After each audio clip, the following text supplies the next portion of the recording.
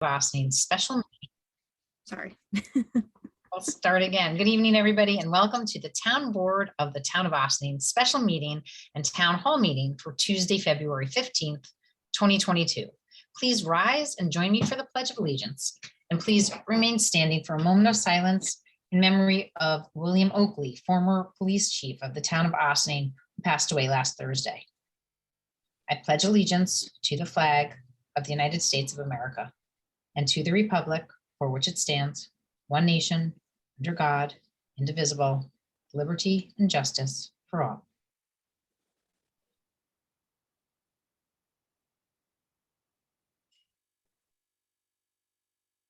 Thank you.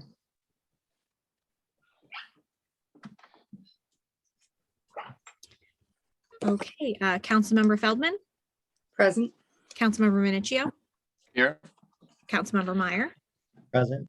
Supervisor Levenberg. Here. And I think we're going to start with announcements. I hope you all had a very happy Valentine's Day and could feel the love we have all for you. All of us have for you. Also, for you Bengals fans, hopefully you'll have another shot next year. Maybe there were some cool winners. I don't know. Maybe you guys got something out of the day. But I know that I don't think I really watched very much of that game, if any of it. Just saying. In COVID news, as you may have heard earlier this week, Governor Hochul announced the next phase of the state's COVID response, as we are seeing rapidly decreasing case counts. The new developments include the following. The statewide indoor business mask or vaccine requirement was lifted last week and will remain optional for businesses, local governments, and counties to enforce. Westchester County announced that they would also lift their mask mandate. In the town and village, we ask that if you are visiting our buildings, please continue to wear your mask in common areas, such as hallways, lobbies, and restrooms, as well as any office spaces where people cannot socially distance. Mask requirements will remain in place in certain high-density settings. All healthcare settings regulated by the Department of Health and other related state agencies will continue to require masks. Masks will also be required in nursing homes, adult care facilities, correctional facilities, detention centers, homeless shelters, and domestic violence shelters, public transit and transportation hubs, as well as trains, planes, and airports in accordance with federal regulations. Masks will continue to be required in schools for the time being. The school mask requirement will be reevaluated in early March after the midwinter break, which is coming up soon, to ensure that students can continue learning in person, the most important part. The state plans to distribute 2 tests to every K through 12 student before midwinter break and will distribute more afterward. We are so grateful to see the numbers decreasing. We hope that we will continue that will continue to be the case for the rest of the spring and the summer so we can enjoy lots of events together. Please continue to exercise caution, however, and be respectful of requests from business owners or others around you who may not be ready to drop their masks quite yet. And we also are going to be reevaluating, I think, Town Village around March 1st to determine what we're going to be doing. So along with the school mask mandate reevaluation. It's been a challenging few years for us all, so we are all just trying to be kind to each other as we adjust to our latest new normal, and we ask you to do the same. The Austin Recreation Program is offering an American Red Cross lifeguard course during the February school break. The minimum age to participate is 15 years old, and this is a great opportunity to kickstart a high school career in lifeguarding. And I know Councilman Feldman can talk about that firsthand because I know her kids, at least one of them did so. Last summer, so many entities were looking for lifeguards, so it's a great idea to get your certification now. Register at www.villageofaustin.org. Classes are next week, February 22nd through 25th from 8 a.m. to 3 p.m. You know, the early bird catches the worm. Tonight, unfortunately, right now, as our town board is underway, the Austin School Board it's unfortunate we can't be there, but the Austin School Board is presenting Christopher Boswell and his family the Hester Bateman Spencer Hines Distinguished Lifetime Achievement Award in memory of Jean Lorraine Ackerman Boswell. Mrs. Boswell was a teacher in the Austin schools for 32 years. Councilwoman Feldman, did you know her? No? Okay, you did. Yes. And she was one of the first African-American female school teachers to be hired at the elementary school level at the time she started teaching. She was a dedicated educator and was committed to providing her students with a culturally rich education. We are so grateful for that dedication and proud to join the Austin schools in posthumously recognizing Mrs. Boswell with a proclamation. Thank you to Acacia Moriello from our Community Equity Task Force for presenting this proclamation on behalf of the town while we are all here at our meeting, and many of the other Equity Task Force Executive Committee members are participating in the Austin NAACP chapter meeting tonight. It is clearly a busy Black History Month. Starting tomorrow, the Parks Department will start the demolition of the Rubin House in Cedar Lane Park, which was condemned by our building inspector, and demolition has been authorized by the town board at our last legislative session. Unfortunately, as we discussed at our last meeting, this was the only path forward for what was once a beautiful house in our town park. We hope to find ways to acknowledge this lost treasure that was part of the Cress estate in some way following demolition.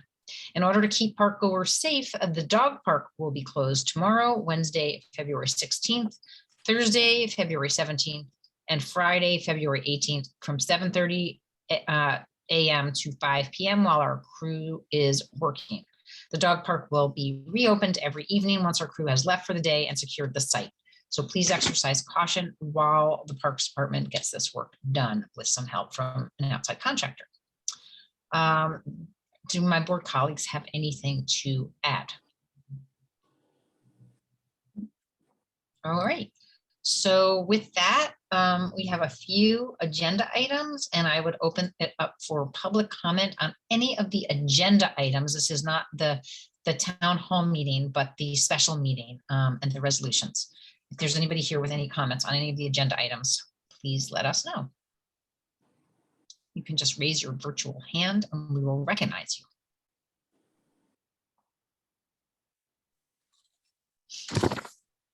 And it's so nice to see a whole bunch of people in the attendees screen, but I don't see any hands raised. So with that, I think we're going to move into our special meeting.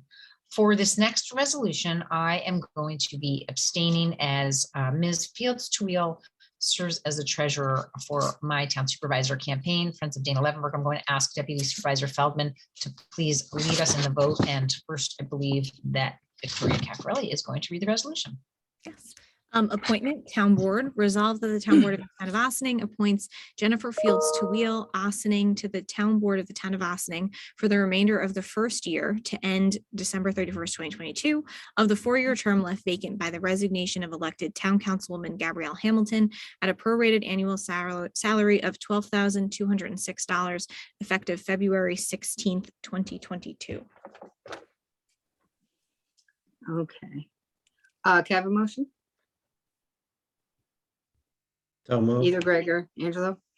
Second. So moved. Thank you. All right, thank you. We're happy to be considering this resolution tonight to appoint Jennifer Fields Tuile to the vacant position on the town board, so we can now be a fully constituted board. As noted in the resolution, this appointment is only for the remainder of the first year of the 4-year term left vacant by the resignation of elected Councilwoman Gabrielle Hamilton, which we accepted with much regret. This seat will be up for election at the 2022 general election in November, and the successful candidate from that election will serve the remainder of Councilwoman Hamilton's term. We were thinking of Gabby and wishing her well as she continues her health battles. Okay, all in favor? Aye. Aye. Abstain. Abstain? Opposed? Thank you. Okay. Next, stipulation of agreement, Teamsters. Be it so resolved that upon the recommendation of the town supervisor, the stipulation of agreement between the town, IBT Local 456, Michael Blanco, and John Orlando is hereby ratified and approved. Have a motion?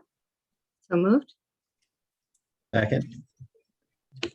Discussion or question? All those in favor? Aye. Aye. Any opposed? Thank you. Okay. Stipulation of settlement, Luis Arevalo. Resolved that the town board of the town of Austining authorizes the supervisor to sign the stipulation of settlement with Luis Arevalo relating to proceedings before the United States Bankruptcy Court, Southern District of New York, case number 21-22465 and I don't know what this stands for, Christy, number Adverse proceeding. adverse proceeding number 21-07076, and be it further resolved, the town supervisor is hereby authorized to execute any documents reasonable and necessary to facilitate the agreement set forth in the stipulation of settlement. Motion, So moved. Second. discussion or questions? Glad to All be those in done. favor? Aye. Aye. Anybody opposed? Thank you. With that, might I have a motion to adjourn to our town hall meeting? So moved. Second. All those in favor? Aye. Aye. So, thank you all. And here we are at our first town hall meeting of the year. First up on our meeting agenda, we have our amazing team from WXY Studios, Chris Rice and Mario Giampari. Is Mario here with us? I don't know. I don't see him, but I'm hoping he's going to be with us because he is also great. We also are joined by our even more amazing, no offense, Chris, town planner, Valerie Monastra from Nelson Pope and Voorhees for a presentation of the draft comprehensive plan entitled Sustainable Austining. Before I turn it over to Chris, I just want to start by thanking our comprehensive plan steering committee members, including former town board member Jackie Shaw, for their hard work on this plan. There were a lot of Zooms, materials to read and review, and they all took the time to carefully evaluate the plan as it was drafted, from documenting existing conditions to finalizing objectives and strategies.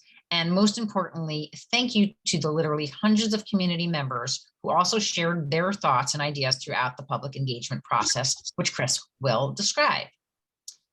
And I think that's it for now, right? All right, and then I'll have a couple more words, I guess. Or do you want me to just go into it now? I know you have me in the middle of your program. Want me to keep going? Keep going. Okay, I'll keep going. So the town of Austining has great potential with many opportunities on the horizon, but we also know we must be cognizant of our changing climate and how we can make sure that our communities and our world remain sustainable for generations to come. This plan balances our incredible potential with the real world issues and concerns we must contend with. It presents a comprehensive framework for a more sustainable Austining, one that I hope you will be proud to call home for many years to come. We look forward to receiving your feedback. That's it for me.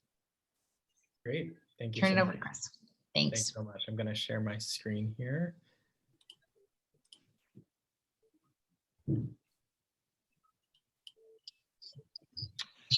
All right. Hi, everyone. Welcome. My name is Chris Rice. I'm the Director of Planning at WXY Studio and a project manager for the Town of Austining Comprehensive Plan. I'm really excited to be presenting the draft plan tonight. We've been working closely with the town going all the way back to August 2020. So tonight, thank you, Dana, for kicking us off. We're going to jump into a review of the planning process, talk about all the engagement that's been conducted to date, provide an overview of the comprehensive plan, and then discuss next steps at the end. All right, so to jump into an overview of the comprehensive planning process, you'll see, as indicated by the arrow, we're nearing the end of this process. And once the comp plan is approved by the town board, we'll begin the implementation phase, which we'll discuss in more detail at the end of this presentation. So the first phase, Learn, really focused on assessing the existing conditions and building out a set of themes. The second phase, Create, was focused on developing goals, objectives, and strategies, which we'll also talk about in much more detail. And then the third phase, Finalize, which has really been focused on collecting feedback on those initial ideas, compiling the full plan, and then prioritizing the ideas within the plan. Each phase was anchored by a public workshop and community engagement, and it's really important to understand that community feedback really served as the foundation for all the ideas presented in this comp plan.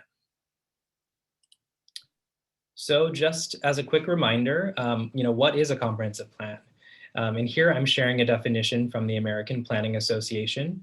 The comprehensive plan, also called the general plan or community master plan, is the official statement of a local government establishing policies for its future long-range development. So it's important to remember that a comp plan is really a high-level policy document. And as Dana said, it's really meant to serve as a framework and guide future decision-making. So you can think of it as sort of a roadmap that expresses community members' values and goals to guide future planning, growth, land use, and investment. So we wanted to share a map of the town of Ossining, particularly because while the town of Ossining includes the incorporated villages of Ossining and Briarcliff, this comprehensive plan really just focuses on the unincorporated area of the town because the town's planning and zoning powers are limited to the unincorporated portion of the town. So that's this area to the north of the map here. So the plan consists of 11 chapters outlined here on the screen. First, there's an introduction, which provides an overview of the town. And then the planning context, which explains what a comp plan is, the purpose of the plan, the organization. It describes the comprehensive planning process, all the engagement with the steering committee, all the previous relevant plans, as well as regional and local context. The planning context also includes demographic information such as population change, population density, racial demographics, age, household size, and median income. Then third, the plan structure. This introduces the planning themes, a definition of sustainability, and it also provides a sort of list of goals, objectives, and strategies all in one place. Following that, there's a series of thematic chapters, including additional existing conditions analysis, a sort of statement of issues and opportunities, and then the corresponding objectives and strategies. You'll see chapter 10, which is the action agenda and implementation chapter. This classifies each recommendation by type. So it identifies whether it's a capital project, whether it requires further study, whether it requires partnerships with other municipalities, and so on. And it also prioritizes each recommendation as primary, secondary, or tertiary recommendations based off of feedback that we collected from the public. And then lastly, we have the appendix, which includes all the additional analysis that we conducted, as well as notes from the public workshops and surveys throughout the planning process. So if you want to see the raw notes from those sessions, you can find them there.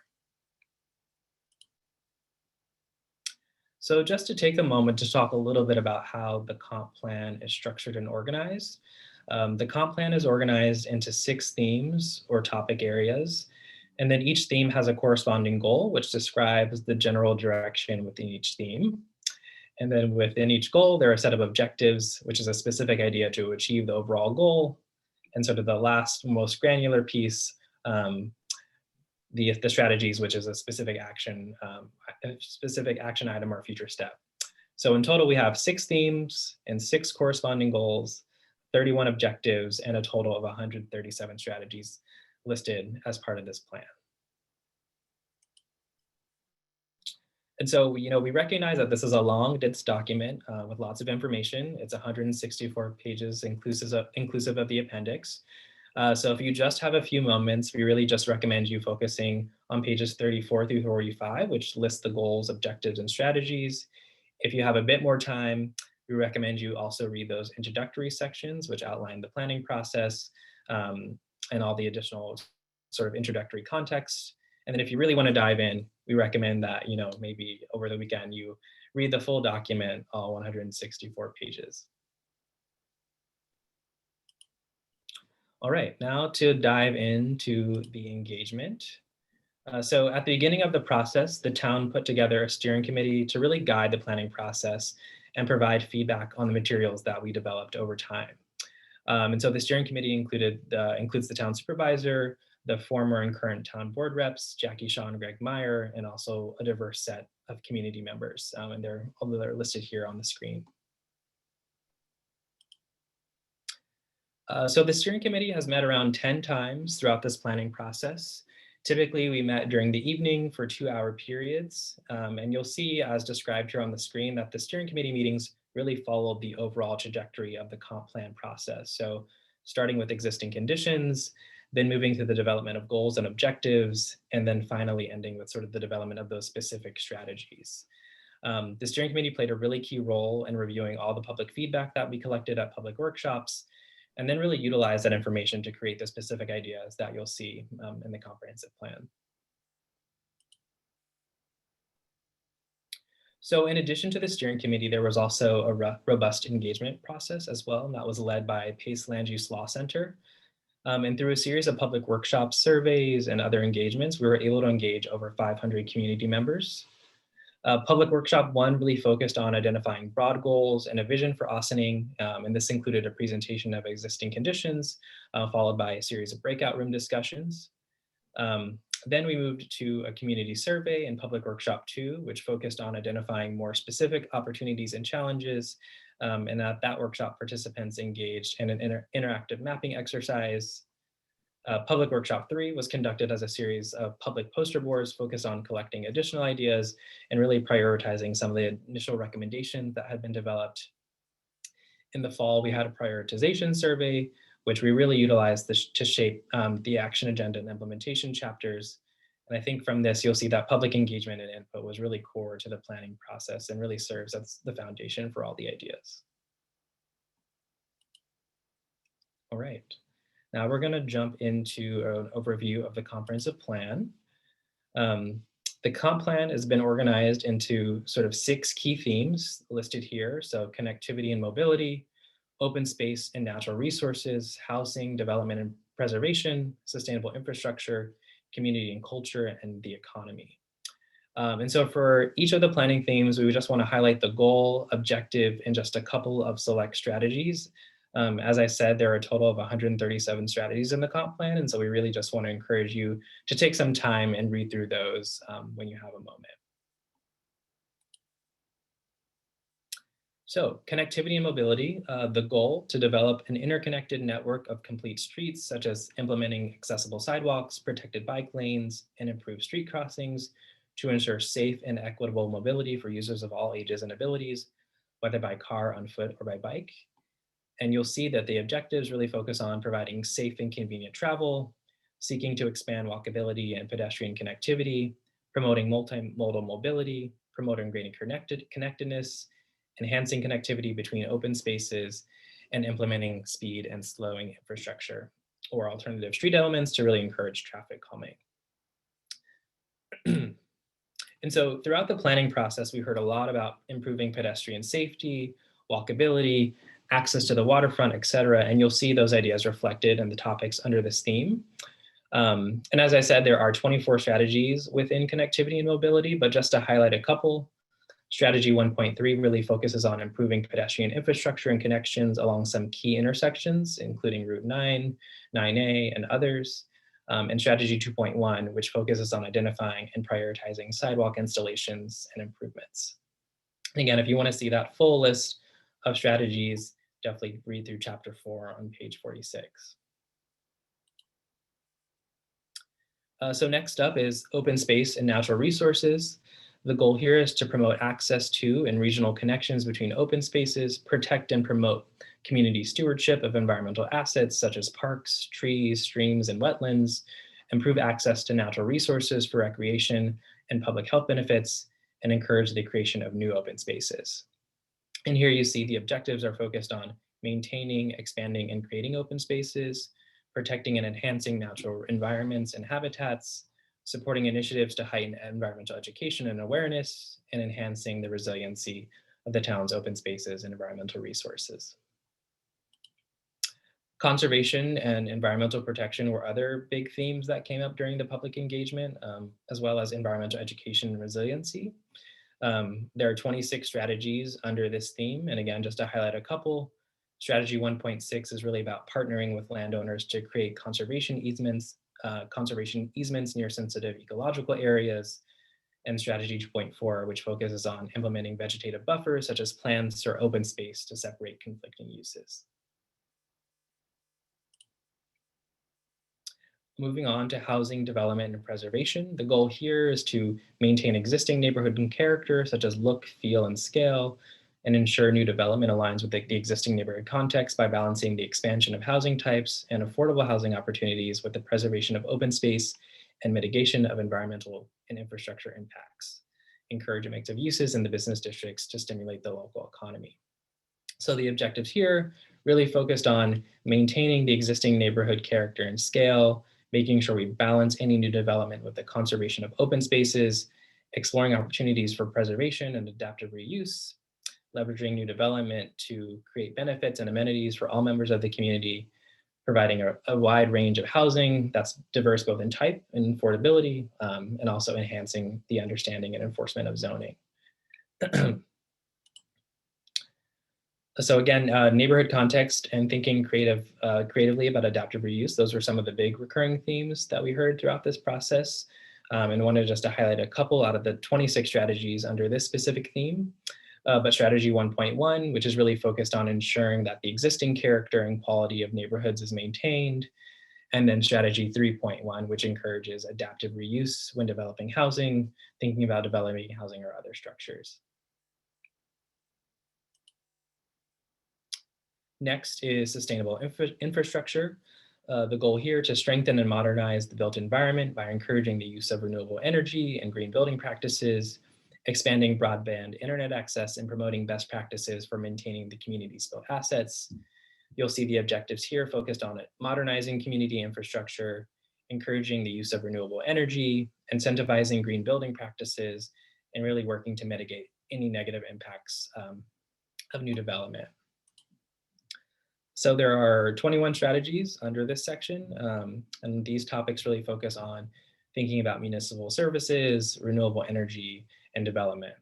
Just to highlight a couple of those strategies, strategy 2.1, which really focuses on expanding access to recycling and refuse bins, and strategy 3.1, which focuses on incentivizing green building practices in new development.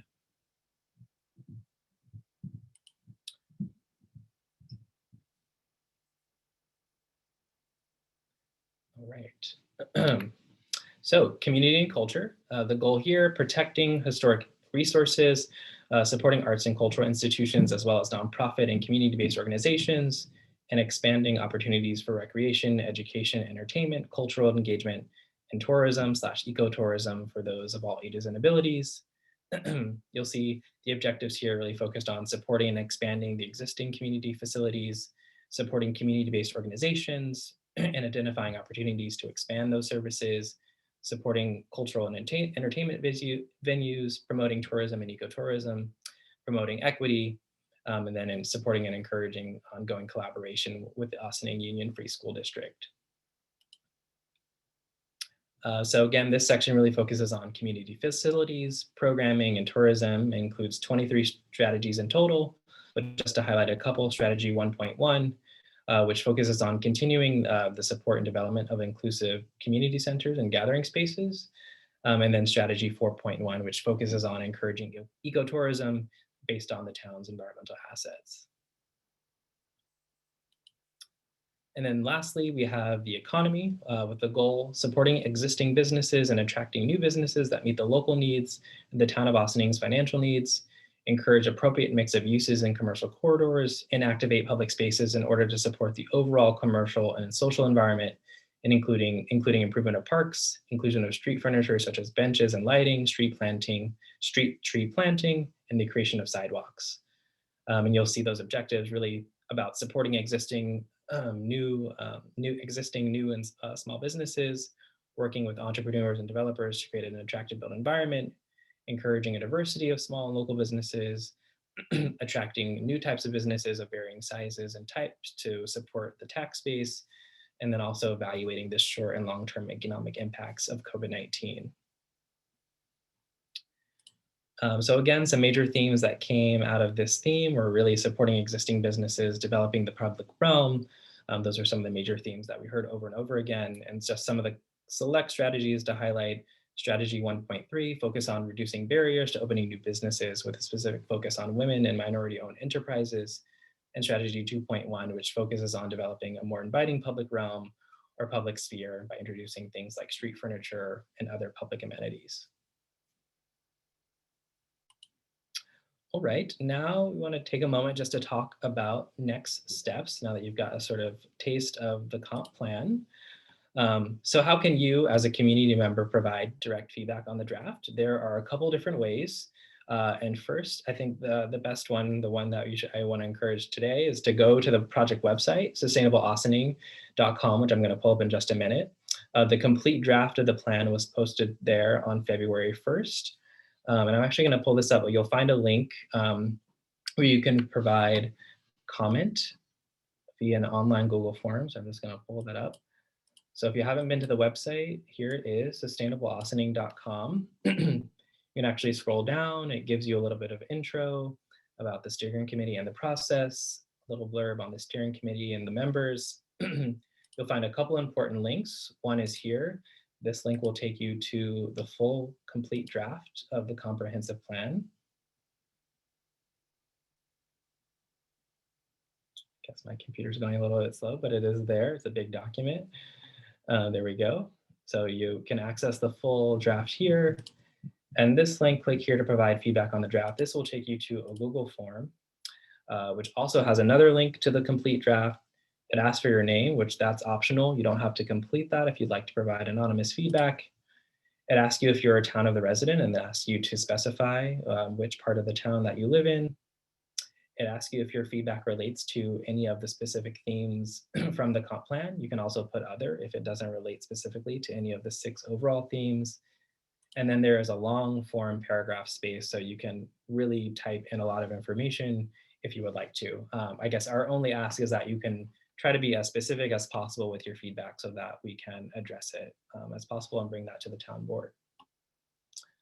So yes, that form is available and will be up through February 25th.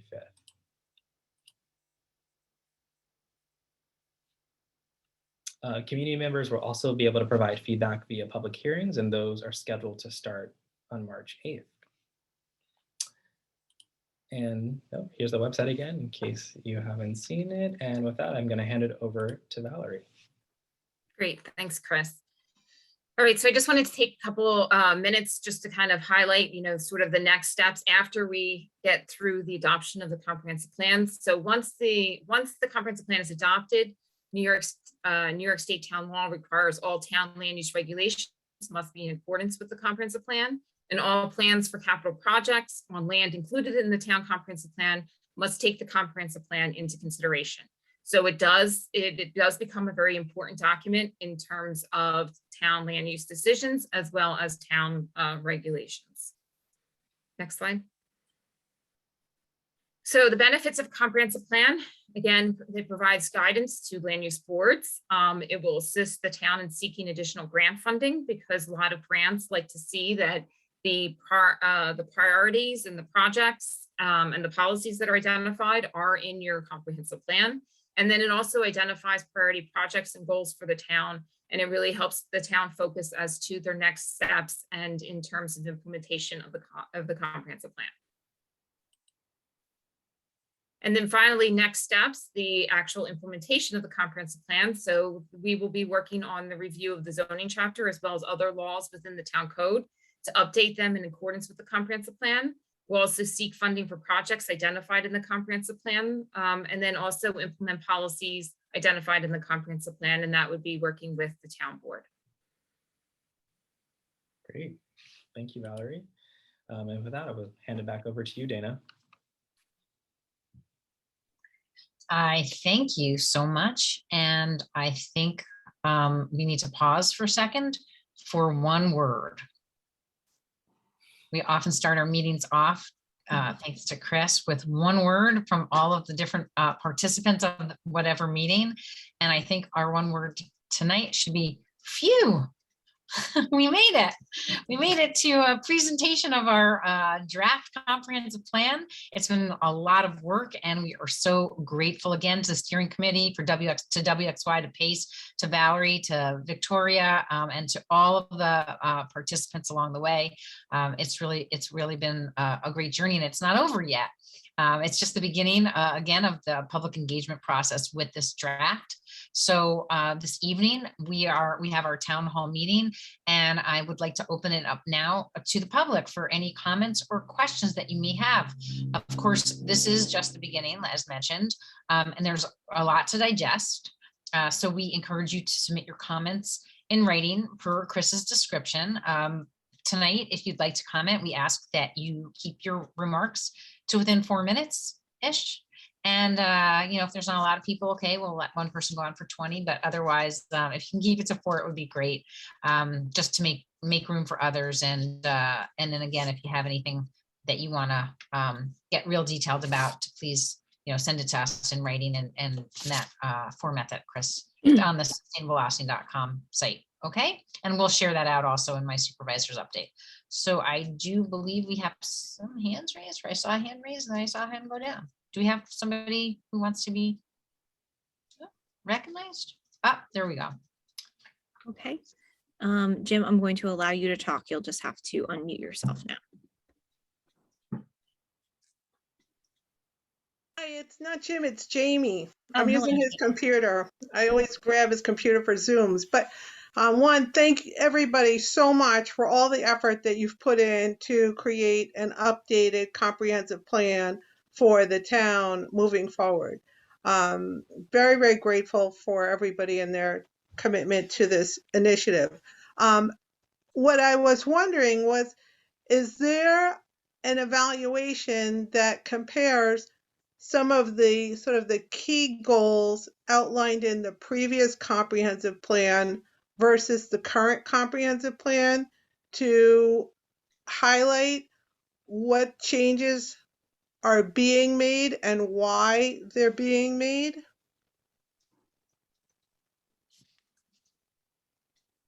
Yeah, Go ahead. I mean, I was going to say, I don't really think so. I think we started from scratch, just like, sometimes you start with a budget, you start from scratch, and you don't just sort of say, yeah, well, look at, we're going to go back and start from where we left off. We really wanted to start with a clean slate. And I believe we did, although I'm not 100% sure if the last comp plan was, I know it was certainly reviewed by WXY, and also it was shared with our steering committee members. So I don't know, Chris, if you want to comment any more, Valerie, feel free. Yeah, I would just build off of your point, Dana, which is we reviewed the previous comp plans and provided a summary to the steering committee, and that was definitely a part of the documents that we reviewed in developing the goals, the objectives, and the strategies. There isn't an exact analysis that looks at what didn't move forward or what didn't, but it definitely influenced our thinking and planning going into this process. So Okay. there's no side-by-side comparison. No, there's not. Okay. This No, is it was a new comprehensive plan. It wasn't an update. And I think that was something Right. that, we sought to do from the beginning so that we weren't, sort of confined by the previous comprehensive plan. We started, Mhm. like Surveyor said, from scratch. started fresh. Yeah, but again, I think that it was a reference, like a number of documents that had been produced over the course of some years. There were reference documents that were used again as a basis to develop some of the goals and strategies in addition to the public input. Okay. With that, I would ask if there's anybody else who has, unless Jamie/Jim Levis, do you have any additional questions? Because that was super short. If you want to ask any follow-up questions or have anything else you wanted to say.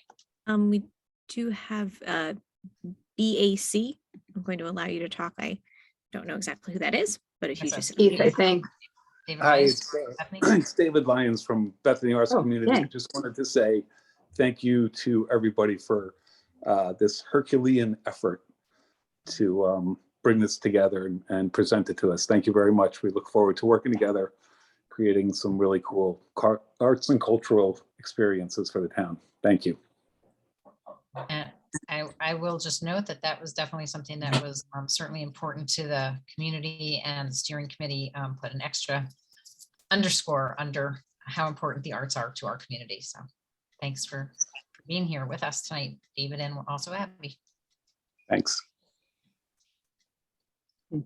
Okay, now somebody else with another acronym, DHS. I'm going to allow you to talk. You could introduce yourself, DHS. You are on. Are you with us? Maybe You're muted. you just need to unmute yourself. You should be allowed to speak.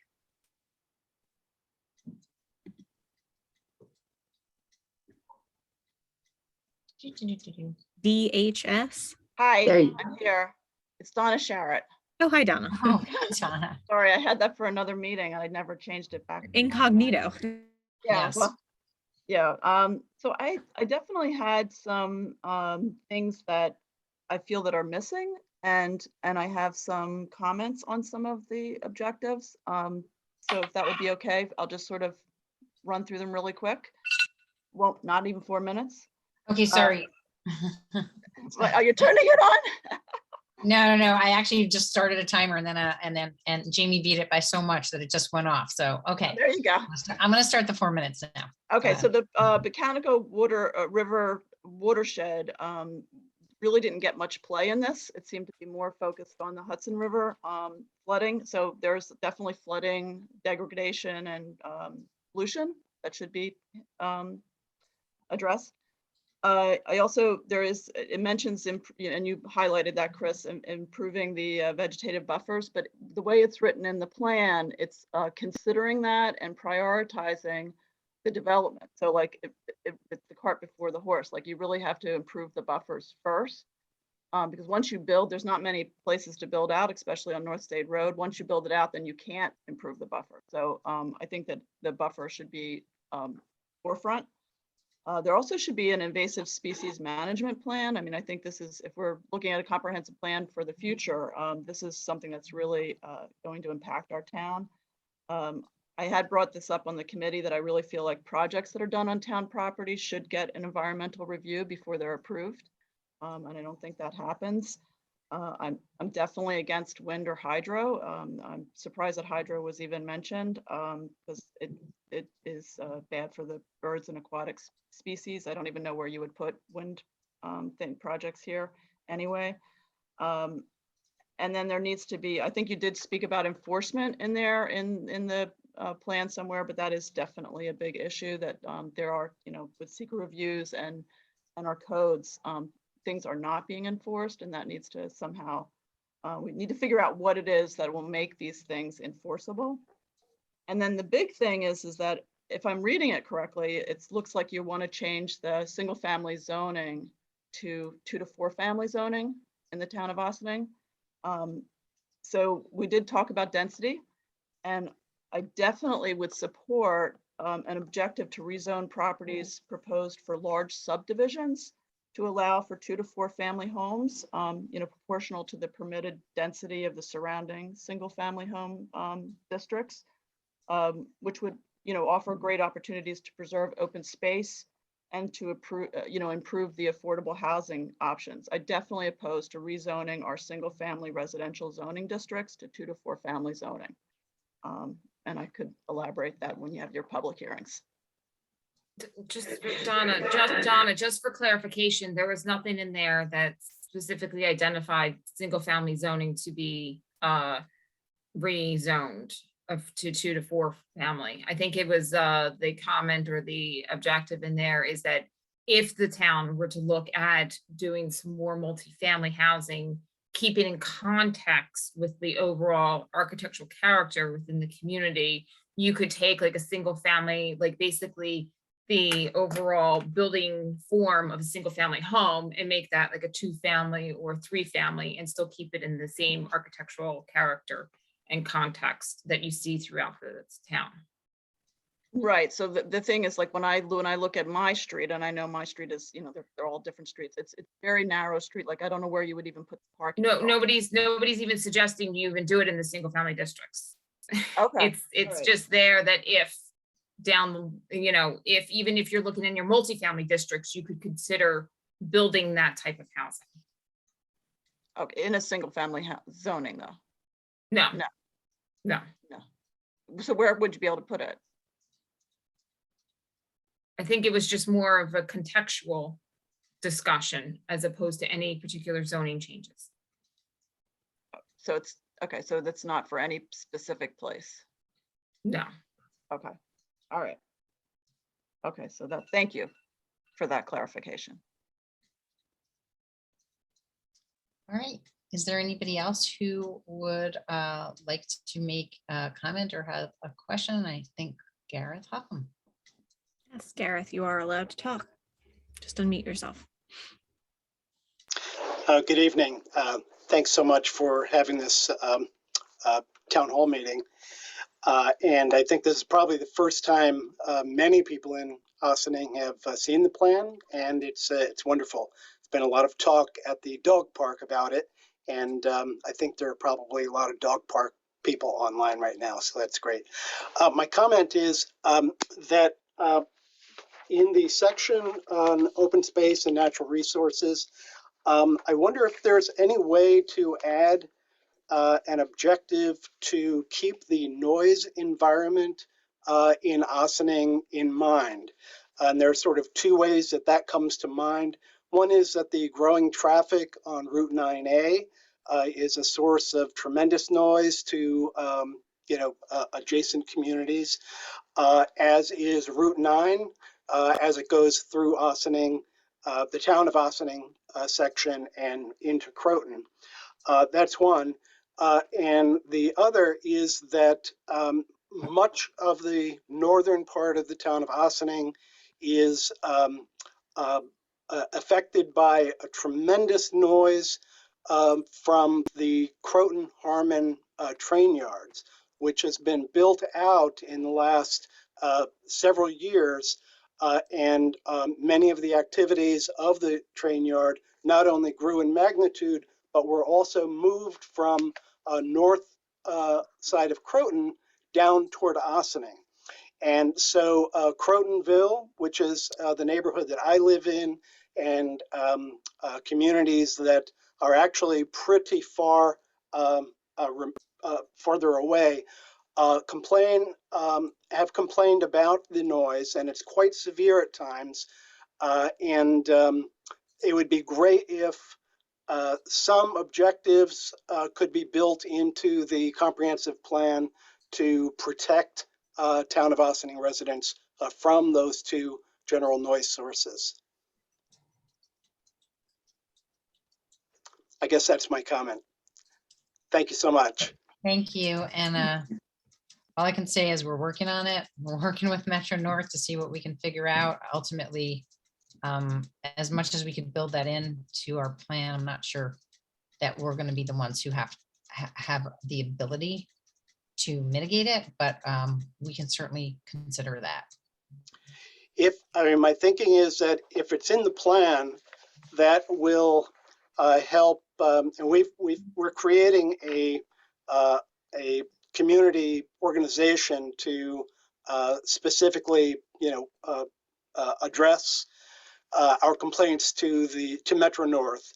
And if we can get some objective into the comprehensive plan, it would bolster our claims, and it would legitimize our complaints if it ever goes to to be judged anywhere, whether that be in negotiations with them or elsewhere. So that's my thinking why it would be valuable to have it in the comprehensive plan. All right.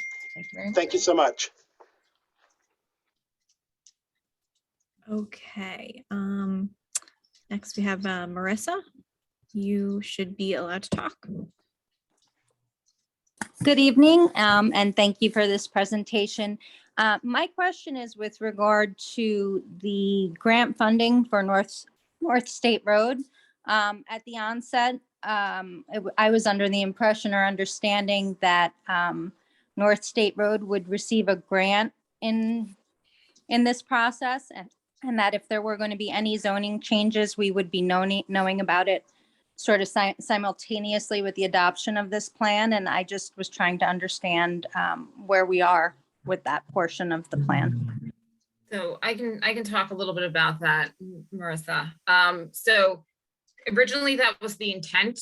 I think as time went on, it was clear that there are other tweaks to the zoning code that are necessary in terms of just housekeeping.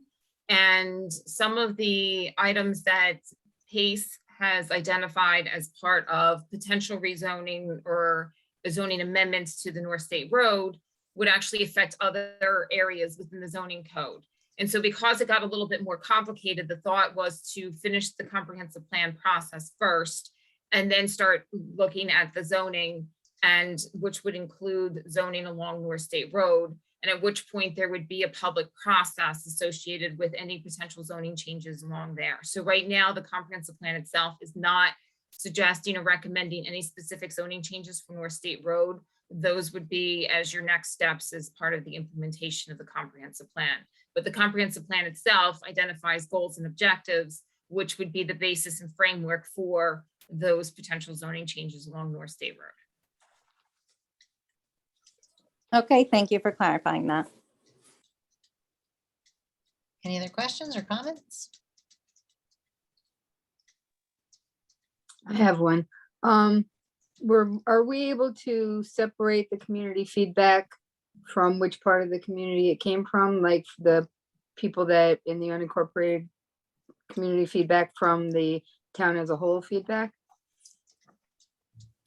Yeah, the way that I've set up the Google form, we'll be able to separate that out. So if you wanted to look at comments from folks just within the unincorporated area, you could, but it wouldn't be, we can summarize it that way. Okay, I just, like to get a feel of, the whole community and then also the part that we're changing the zoning for the residents of that section. Thank you. Yeah.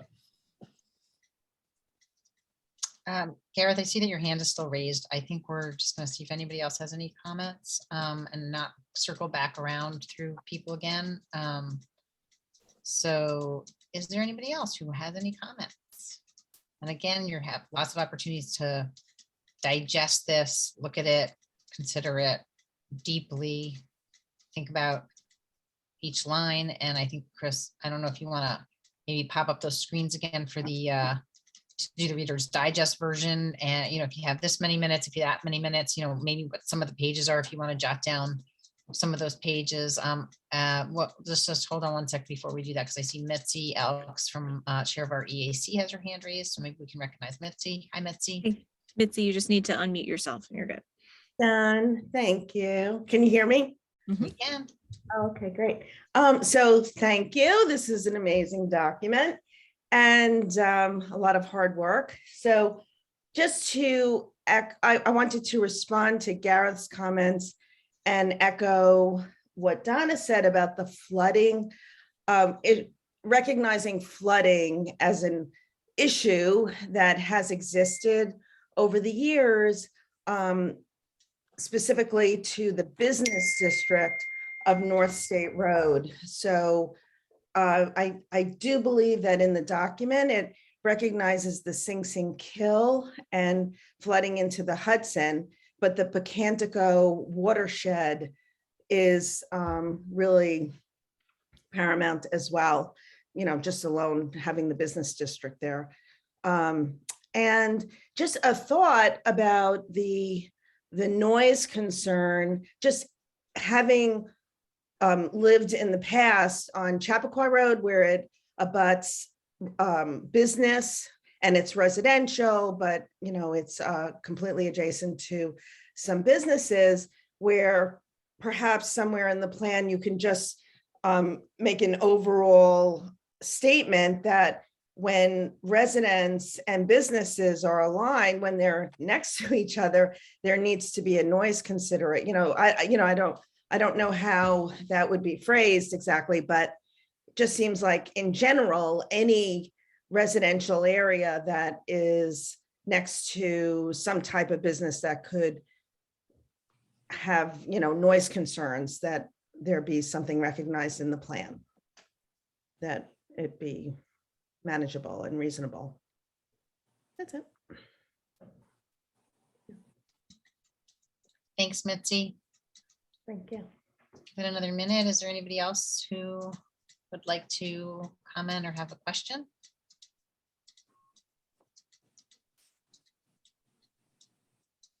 And if not, I'm going to ask Chris if you can pop up that screen early on again. And that We do that have one slide. another, sorry, we do have another hand raised. Okay, well, but- let's just look at this then. Okay. We'll just have an opportunity for everybody to look at this. So 5 minutes, you're looking at pages 34 to 45. 15 minutes, you get to look at all 45 pages, the first 45. And if you have an hour, that's it.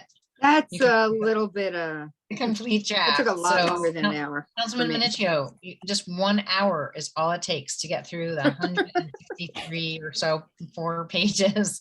Okay, Chris, my word is surezies. Okay. Sure. I see that Lori Holler has raised her hands. If you would like to unmute and you're on, you can comment. Hi, yes, just wanted to echo the sentiment of thank you for the time that went into this. I also echo Gareth's comment. You know, we're a small community of outdoor oriented people, and you know, we should be able to enjoy peace and quiet. And so yeah, I just want to, I mean, we'll definitely go through and review line by line as you're suggesting, but just wanted to be another voice of residents looking for some, you know, kind of accountability from the corporations and the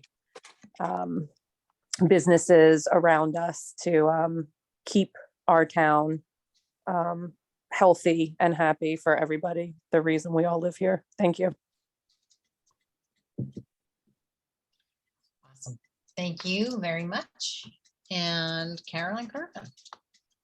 Can recognize her. And then in a second, if you could just unmute. There you go, Carolyn. Yeah, I hope you can all hear me. I'm just confused about the funding. I know that we talked about the grant funding, but I'm just confused how we get funded if we don't implement the complete streets plans simultaneously with adopting this comprehensive plan. I feel like I've missed something here. Can Valerie or whoever, can somebody clarify this for me? Sure, there's 2 different funding grant funds. One is associated with the comprehensive plan, one's associated with North State Road. The North State Road has completed, technically PACE has completed its work associated with that grant program. And that was really just to develop a framework for potential zoning amendments. Now the next step is actually to look at that framework and decide which of those zoning amendments that they recommended that were based upon the complete streets concept and also environmental sustainability would work in the North State Road zoning districts, which is the general business district. So it's now getting down to the details of that, working with PACE, they identified not just changes to the GB district, but some other sections within the zoning code. But those other sections in the zoning code are also sections that the planning board has raised, maybe making tweaks to. So at that point in time, it just made sense to kind of do it in one big, you know, putting it all together and developing those zoning changes in one fell swoop, as opposed to sectioning them out little bits at a time. And I also just want to note that the town board did adopt the complete streets policy. Yes. That was part of the PACE work. So I know that the steering committee did have an opportunity to review that. The town board discussed it, and that was adopted some time ago. I have to say, I don't remember the exact date because all the years are kind of merging together into one, but within the past year or so, the town board did adopt that policy. And so now it's taking the homework that PACE has done into an evaluation of the zoning code with the town board and the public. I guess I was just confused with the North State Road funding. I guess thought they were more connected than they seem to be. Yeah, they're 2 separate grants, same funding source, but 2 separate grants, contracts. Right. The one connection that we had to make sure is that ultimately whatever goals or objectives are in the comprehensive plan need to, again, any changes in the zoning associated with North State Road needs to be in accordance with the comprehensive plan. So you wouldn't want to do changes to North State Road first. You needed to get the comprehensive plan, and the goals and objectives identified and the comprehensive plan adopted, and then you can also adopt the changes to the zoning. Okay, fair enough. Thank you for clarifying. Appreciate it. You're welcome. Thank you.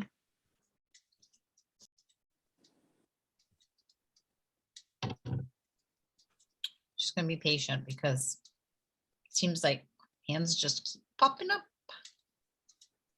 So is there anybody else who wanted to comment or have a question? This is your meeting.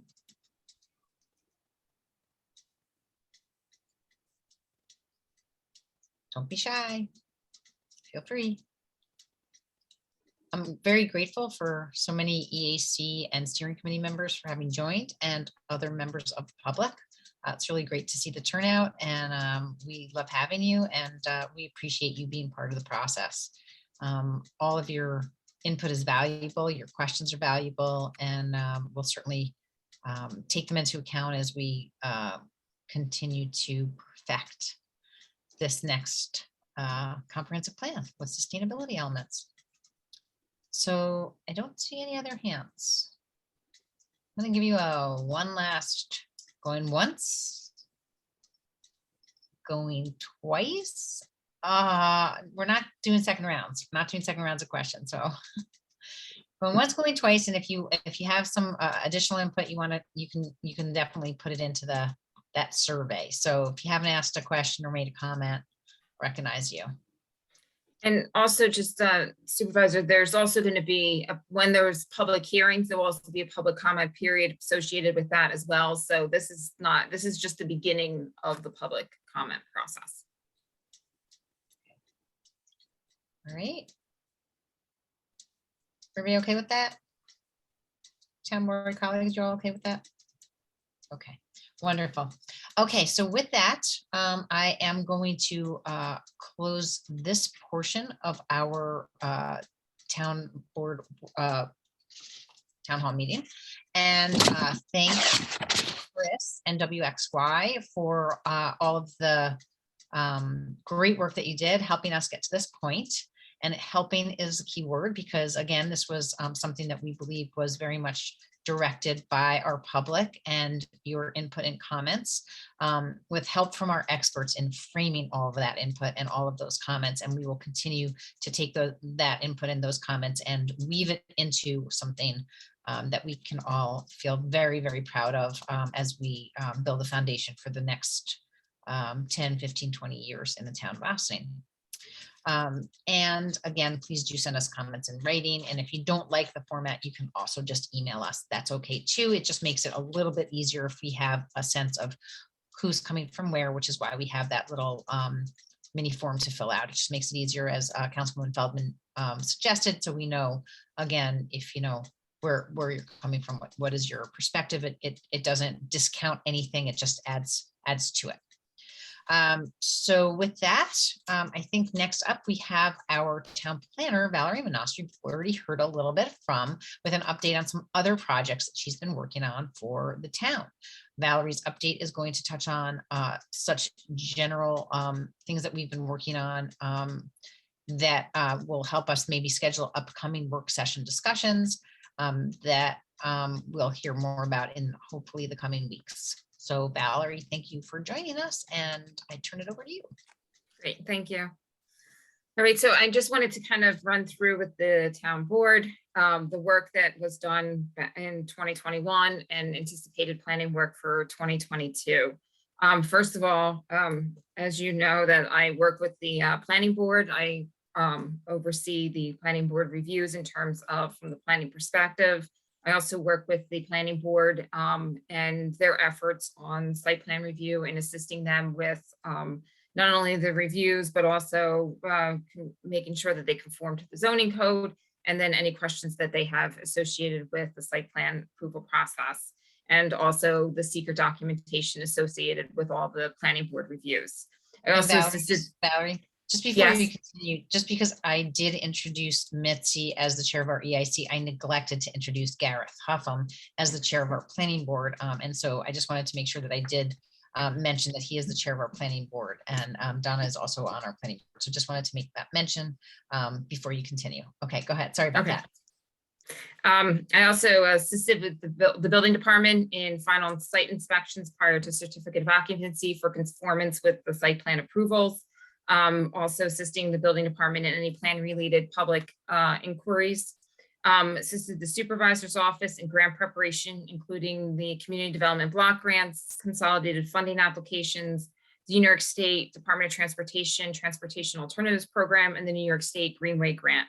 And a number of them, as the town board knows, we did receive funding on a number of those grants, and projects will start commencing hopefully within the next year. We also started the Parks parks project priority list. We visited Englewood Waterfront Park and Ryder Park. This, again, for some of the new town board members, we were visiting each park with all the different town staff to identify projects that are needed in the individual parks, so that when grants do come up, instead of, it seemed like there was a pattern of when grants come up, it was sort of like it was really hard to identify which projects should have higher priorities and which projects are ready to go. And so this is just sort of a simple spreadsheet, so that if we have new grant opportunities, we can take a look at Englewood Waterfront Park and know exactly what is being undertaken in those in the parks, and then what other park projects are needed in, like, for example, Englewood Waterfront Park. So we did a site visit both to Englewood Waterfront Park and Ryder Park, and then we're anticipating commencing more in the spring, so that ultimately at the end of this, you'll have a list of all the different park projects. They're quite extensive, but you know what, there's always different types of grants, and it's great because now you'll have a list to be able to pull from.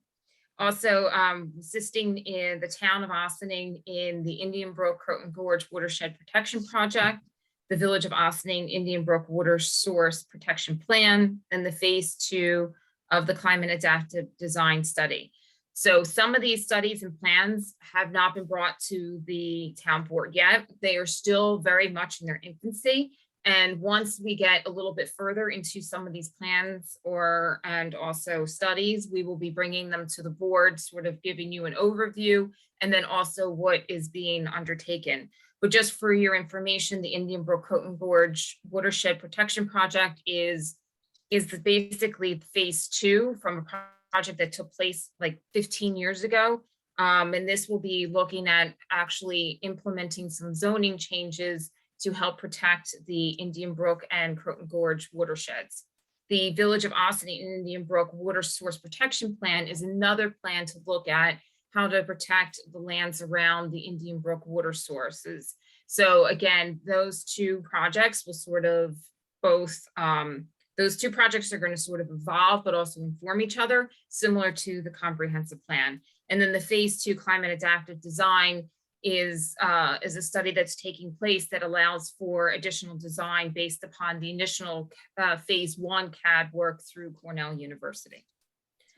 We also assisted in the town's comprehensive plan, as you heard tonight, and working with the comprehensive plan steering committee, and I developed all secret documentation related to town projects, town sponsored projects throughout the year. And then finally worked on the development and adoption of the battery energy storage law and B legislation, along with other town staff and your town council. And for 2022, we anticipate continuing the planning board functions and assisting the building department. We anticipate completing the comprehensive plan process, continuing to assist on the Indian Brook Croton Gorge Watershed Protection Plan, the Indian Brook Water Source Protection Plan, and then also the phase 2 CAD study. We'll continue the parks prioritization list, also commence the zoning changes and town law updates. And again, I just want to reemphasize that right now, like a lot of the zoning updates that we'll be working on are all going to be in accordance with the comprehensive plan. So we'll be bringing back a lot of that to the town board. But just, there seemed to be a little bit of concern tonight. We are not looking, the comprehensive plan did not identify wholesale changes to zoning districts. It's really going to be, a lot of it is going to be updating definitions, updating a lot of your regulations that are on the books, looking at some of the environmental resources and making sure that those are protected as much as possible, as well as including some more economic development, sustainability, complete streets, those types of design standards within your zoning districts. We'll also commence an open space preservation plan, which is associated with the New York State Greenway Grant. And again, that will dovetail into some of the other open space, or not open space, but watershed protection plans. And we'll also continue assisting on grant applications. And then finally, one of the things that will be coming back shortly with you, and probably working very closely with Christy as well, is work with the town to assess the pending legislation programs, including the legalization of cannabis and its implementation, the proposed accessory dwelling units law that is being presented at the state, as well as the transit-oriented development law. So, and I anticipate coming back probably sometime in March to start discussing some of those pending state regulations, and also how they really correspond with what you have, or how will they affect the town and the town's zoning. So that's it. Any questions? That's it. Yeah. You're not tired yet? Come on now, there must be a couple more things. Well, and that's just for us. Yes, I did get somebody reached out to me to get what's it called, a reference for Valerie, and I told them no. She's horrible. Keep her all to herself.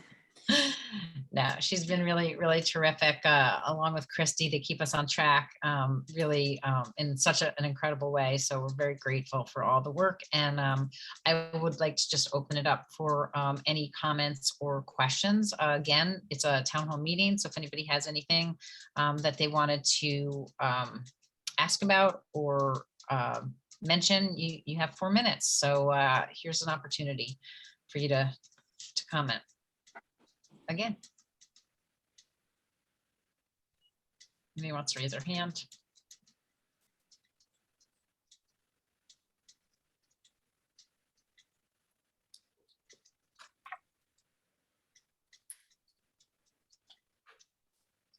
The comprehensive plan was more exciting. All right. Well, yes. Okay. I did do that. I left that lingering for quite some time because I wasn't sure if anybody's gonna want to say anything, but again, grateful for so much good work and so much planning. And I think more than anything else, that planner title is really, really applicable to Valerie. She's always saying, okay, what is it that we need to do to lay these pieces in place so we can get from point A to point B with, thoughtfulness and an overall, goals and objectives in place that we can all agree on. So, and I was waiting for you, Gareth. I mean, you kind of waited a little long, but now you have your hand raised. So yes, we will recognize you, our planning board chair, Gareth. Hi, thanks. I was trying to restrain myself, but I just thought I'd take the opportunity with this new focus of list of ideas to lay the groundwork for future projects. To mention that many of us have been working for some time to try to get the waterfront beach at Engle Park to be available for legal public swimming, and collectively we've done a lot of work with to look at the water quality, including Austin High School and Riverkeeper and Hudson Valley Stream Conservancy, and the town has looked at this, and we find that it's very close to being acceptable water quality, but it's not quite there yet. Someday I'll show the data if I can get a PowerPoint presentation together.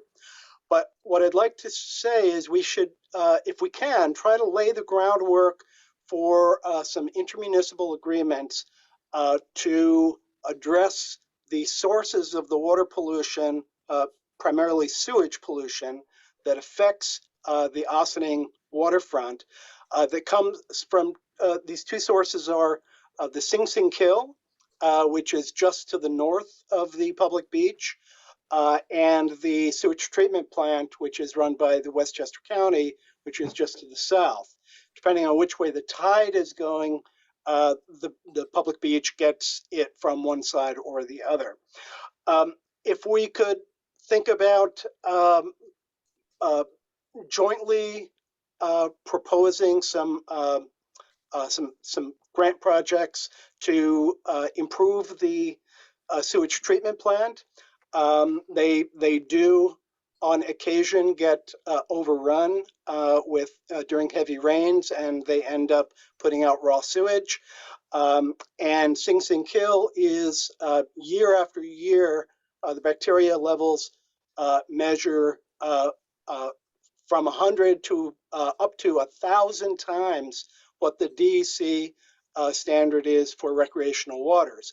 And that's a problem because there are some events that take place in the Sing Sing Kill, including like the annual duck race, which is a fundraiser and that sort of thing. But those two sources combined are affecting the access to our public waters. And if we could start to work with the Village of Ossining, which shares part of the Sing Sing Kill with the town of Ossining, and then also with Westchester County to address these problems, that would be great. Thanks, Gareth. Your focus is very much appreciated. Thanks. And yes, we do want clean water, and we certainly want to not have to think about what's in the water that we think of as places to recreate. We don't want to have to think about it. We just want to enjoy it. And next up, we have Jamie Black.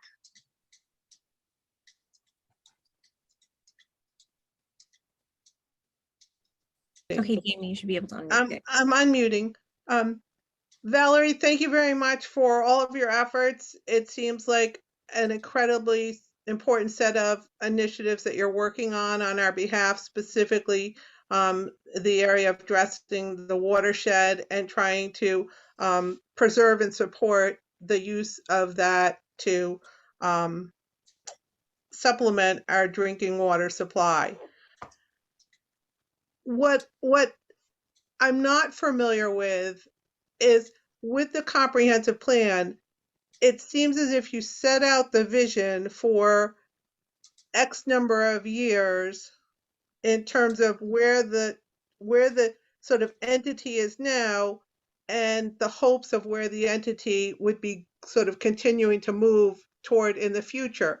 And in listening to Dana speak, it's kind of the first time that I ever became sensitized to the importance of the fabric of the plan in terms of being able to successfully capture grant funding. Because the last time I was involved in the comprehensive planning process, that really wasn't part of the vision for the importance of the structure of the plan.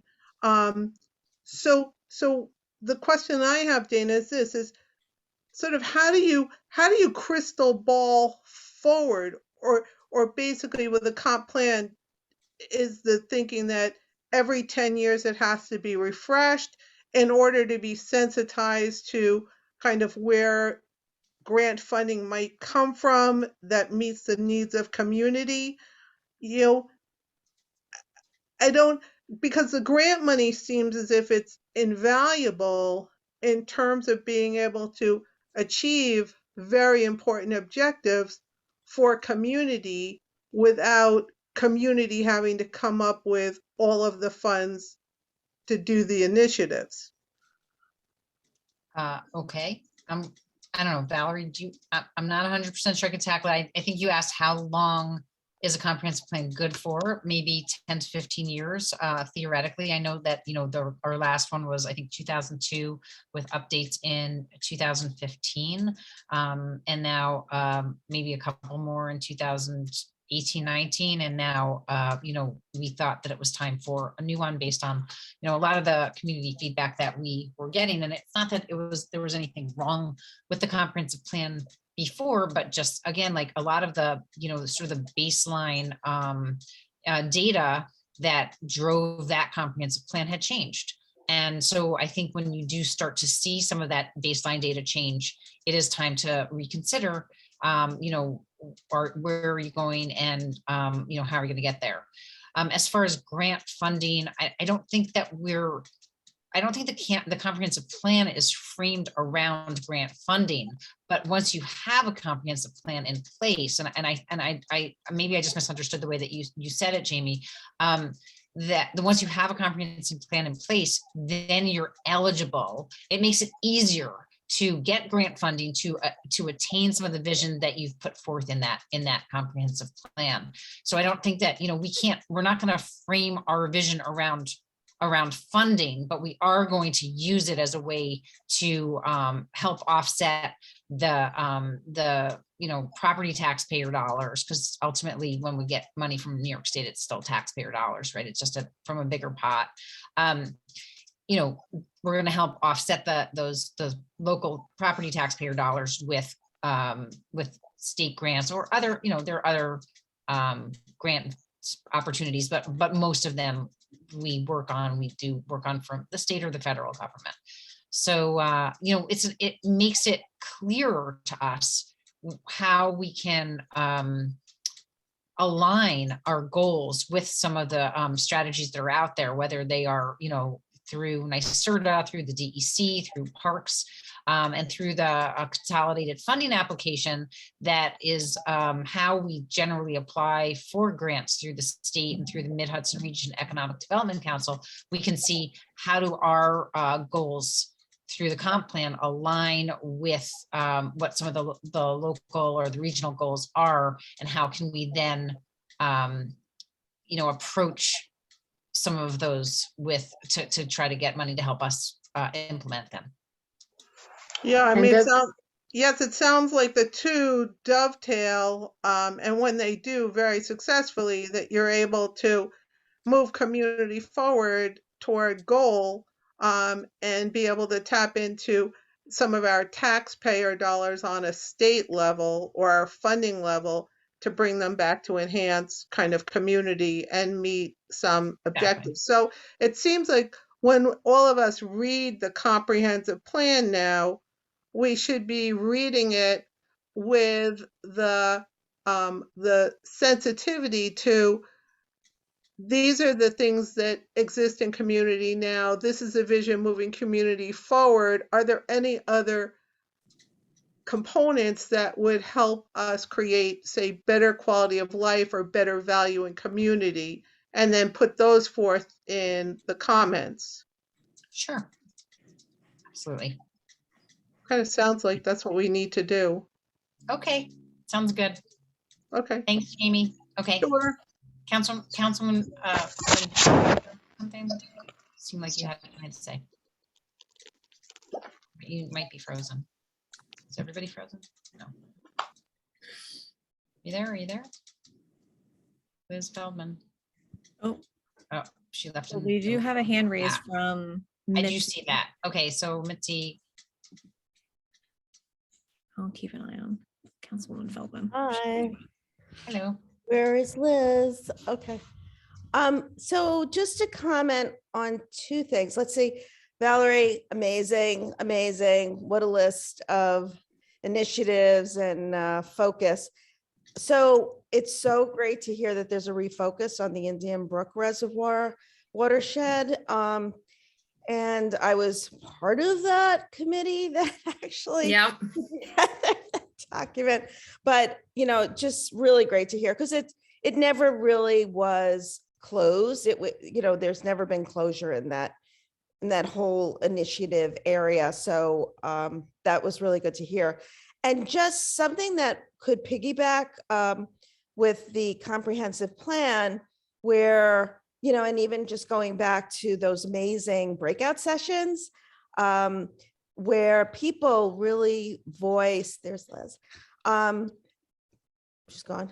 They really voiced a desire to link the part of town that is on the, let me get the direction right, the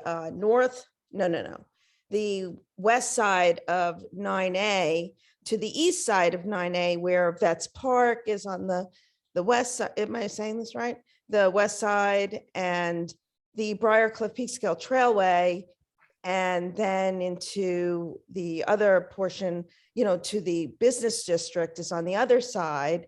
It would just be really, just to put a feather in your cap, to somehow either through an underpass or an overpass where pedestrians would be able to traverse 9A. And I know you can do it through the Camp Woods area and Ryder, is it Road or Avenue? But maybe some kind of an overpass from Vets Park to Briarcliff Peekskill Trailway. And then you could even, access somehow more of that side of Ossining. Just mentioning. Yeah, and I think there's in the comprehensive plan, there are a number of strategies and also goals for additional connectivity, especially dealing with trails and networking, as the EAC has, brought up over the last number of years. And so that was worked into the comprehensive plan.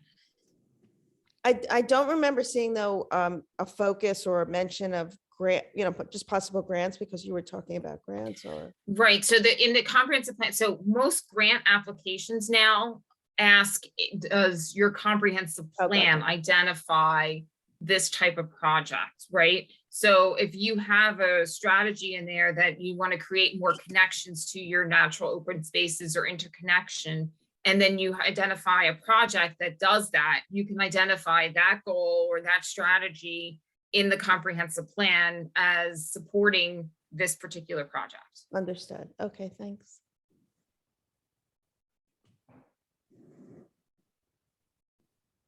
Okay. Do any of my town board colleagues have anything they want to add?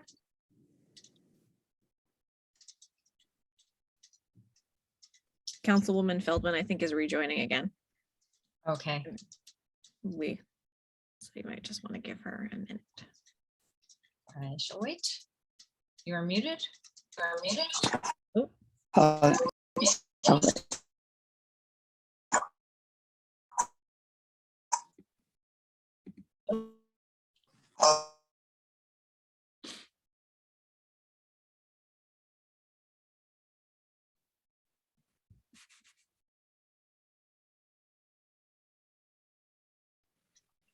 We're seeing double. Okay. Hey, I'm back. Hi, everybody. Hello. Hi. Okay. Anyway, great presentation. Yes, connectivity. I'm echoing against myself against my phone one now. Across the highways, it is a really good priority to try to handle. Expensive, but if we could find safer ways, especially for our residents on the other side of 9A, to be able to get into town. Growing up on the other side of 9A, I was lucky to have the Hawks Avenue Bridge, but I actually ran across 9A plenty of times as a kid. And I would not like to see anybody do that nowadays. So, did we stop working on recording a little safer passageways or why? I'm older now. And there were nowhere near as many cars at that time, by the way. Okay, that's fair. Thank you for making that statement, because I don't want anybody getting ideas. No, it was a horrible idea then, and it's a suicidal idea now. Anyway. Okay. All right. Thank you very much. And I think that we're good. And I want to thank everybody for attending this town hall meeting. It was great to, again, have so much great feedback this evening, and really appreciate it. And we love having everybody. So please join us again.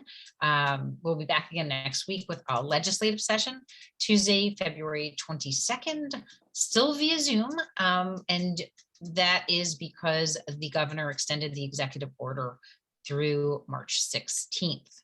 Also, please note that Monday, February 21st, town offices will be closed in recognition of President's Day. We'll see you back on Tuesday. Also, members of town staff will be participating virtually in the annual Association of Towns conference, as always, over this long weekend. I did mention that if you hadn't been following the executive orders closely from Governor Hochul, we are grateful that we have Council Christy Tomadonna who does so. And she did let us know about that extension through March 16th, which is why we got to Zoom tonight. Otherwise, we would have been back in person or doing some kind of hybrid thing. We're going to continue this format until we hear from the governor that we need to return to in-person or hybrid meetings.